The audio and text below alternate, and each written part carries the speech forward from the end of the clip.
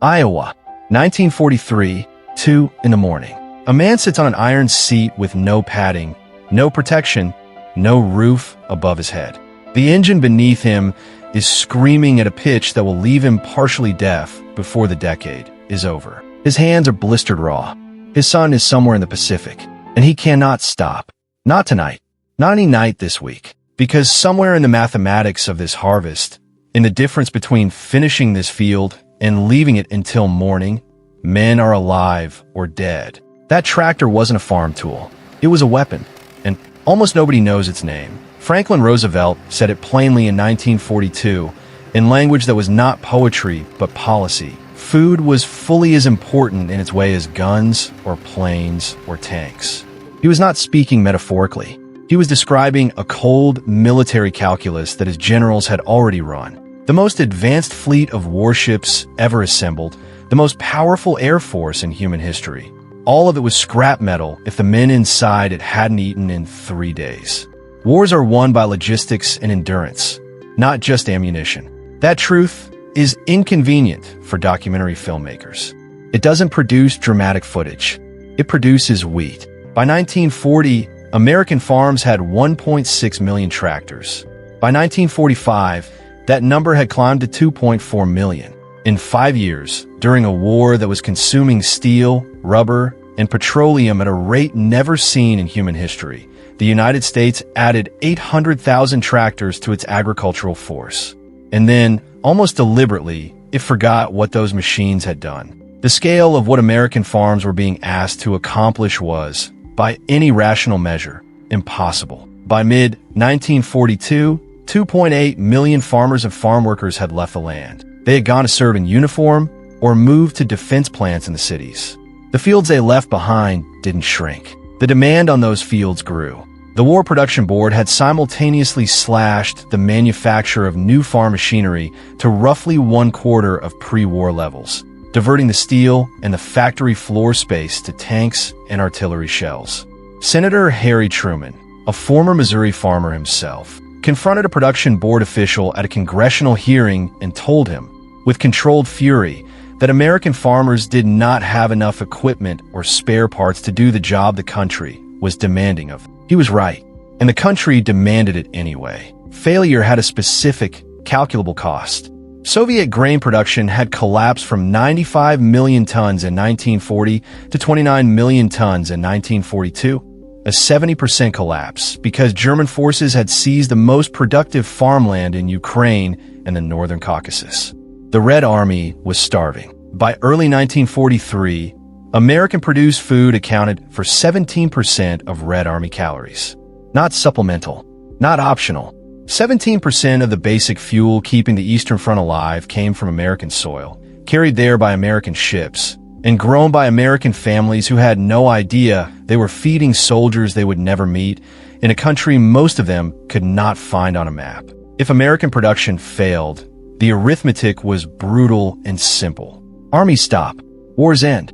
Not on terms anyone in Iowa would have chosen. The people who carried this weight were not generals. They were not celebrated in newsreels.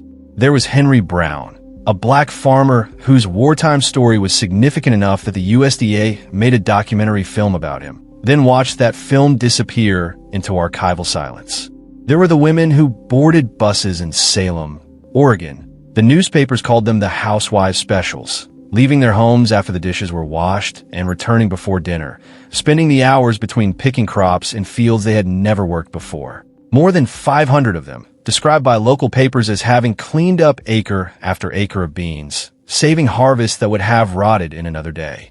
By 1944, 3 million civilian men, women, and teenagers have been placed on farms by the U.S. Crop Corps. Mexico sent 62,191 farm workers to American fields that year under the Emergency Farm Labor Agreement, the country's first formal agricultural labor treaty with a foreign nation.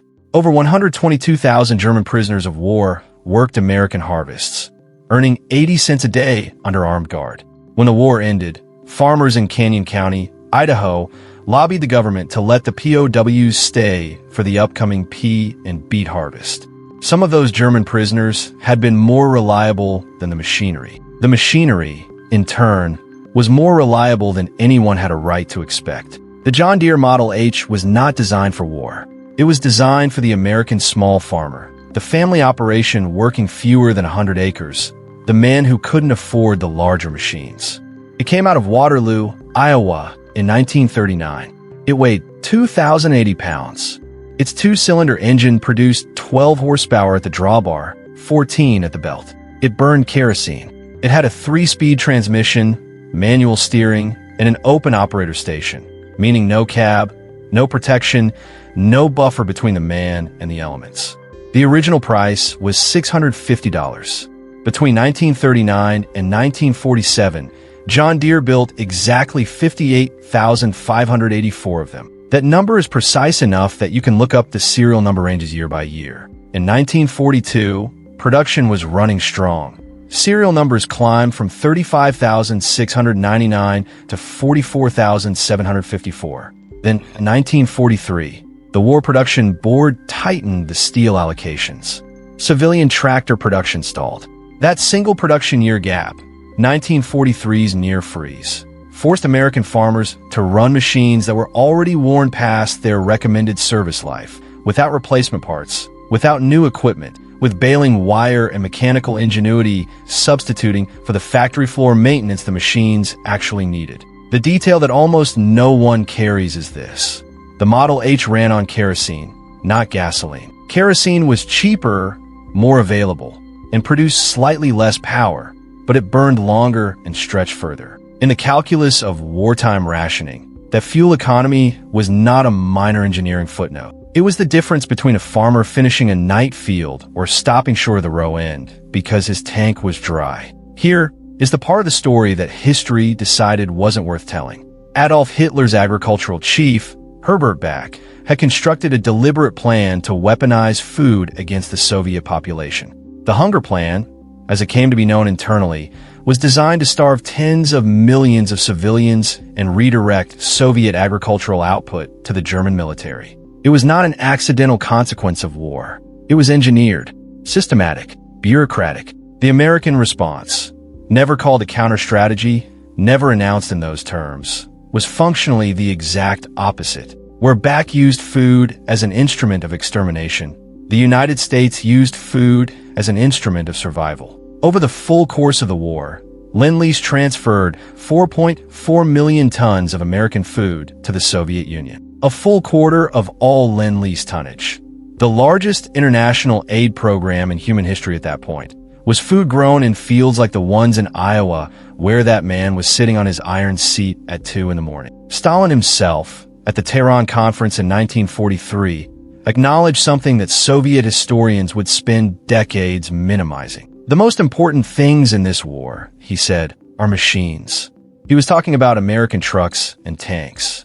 But he could have been talking about the machines that grew the food. He was talking about both, whether he knew it or not. Nikita Khrushchev put it more directly years later. Without spam, Hormel's tinned pork product, manufactured in Minnesota and shipped in bulk to Red Army mess lines. He said they could not have fed their army. The most powerful military force on the Eastern Front was being sustained, in part, by canned meat processed in Austin, Minnesota, grown by American hogs, fed by American grain, planted and harvested by American machines.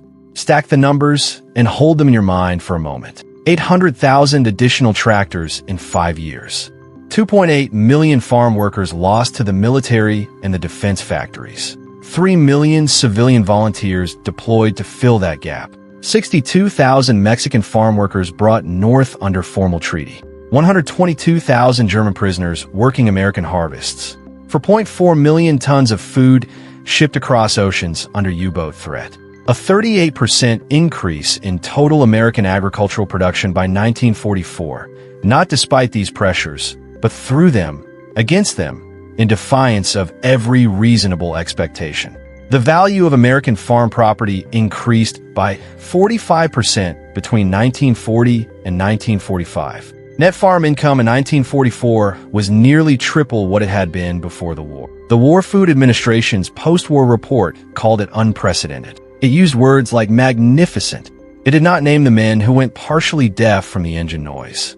It did not name the women who picked beans between making breakfast and making dinner. It did not name the teenagers whose fathers were overseas and who learned that year what it meant to carry something real. The 1945 Census of Agriculture described what had happened in careful, clinical language.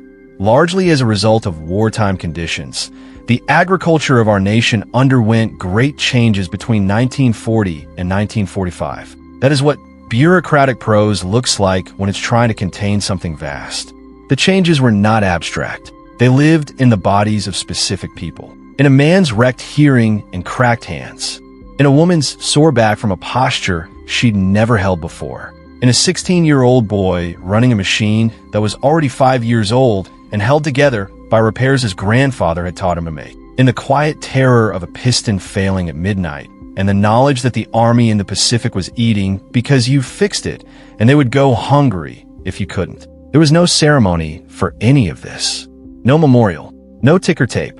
The soldiers came home, and the farmers went back to farming. And the story the country chose to tell about itself featured the beaches and the factories and the generals in their staff cars. The John Deere Model H ran until 1947 and was retired from production without a press release. Its final serial number was 61,116. Most of the 58,584 units built were worked until they gave out, sold for parts, left to rust and fence rows. A few were restored. Some sit in agricultural museums, gleaming green and yellow, perfectly maintained, looking nothing like they looked in 1943 when they were covered in mud and oil and the evidence of work that no monument was ever built to honor. Our freedom and prosperity were not only defended by weapons of destruction, they were built by tools of creation. That tractor turned petroleum and human exhaustion into the most vital ammunition of all, calories. Without it, the war ends differently. With it, the war was won by people whose names we have collectively decided not to remember. And while American farmers were fighting this invisible war on the home soil, their counterpart across the Atlantic were fighting a different kind, in the bombed-out fields of occupied Europe, where the machines weren't green and yellow but gray, and the men driving them were doing so at gunpoint. That story belongs to the prisoners, the forced laborers, the occupied peoples who fed an empire they despised, and it is a story that runs in direct and terrible parallel to the one that ends here.